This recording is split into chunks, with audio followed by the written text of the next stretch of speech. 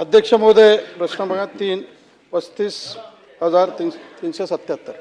छापल्याबरोबर आहे अध्यक्ष. अध्यक्ष महोदय, आपल्या माध्यमातून महाराष्ट्र शासनाने आदरणीय मंत्री महोदयांना काही प्रश्न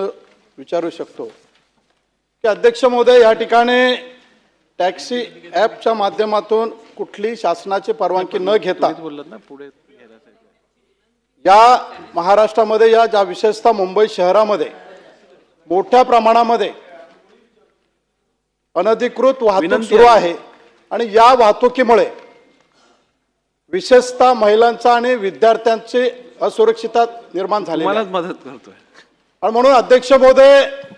माझी शासनाला आदरणीय मुख्यमंत्र्यांना विनंती आहे की ज्या ठिकाणी शासनाने रितसर माझ्यासारख्या टॅक्सी आणि रिक्षा ड्रायव्हरला व्यवसाय करायची परवानगी दिलेली आहे, माझ्यासारख्या गरीब रिक्षा चालकावरती अशा अनधिकृत वाहतुकीमुळे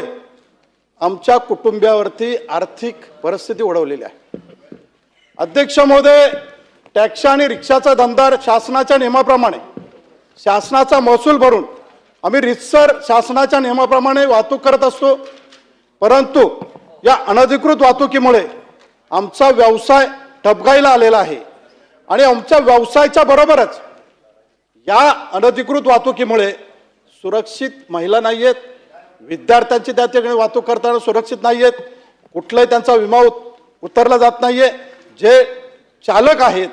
त्यांची कुठलीही पोलीस पडताळणी नाही आहे, त्यांच्याकडे कुठलंही शासनाचं लायसन नाही आहे. त्यामुळे अध्यक्ष महोदय, माझी शासनाला विनंती आहे की याची चौकशी करून आपण या वाहतुकीवरती कायदेशीर कारवाई करणार आहात का, आणि या वाहतुकीमध्ये जे लोकांची फसवणूक होती त्याच्यावर कठोर कारवाई करणार आहात का.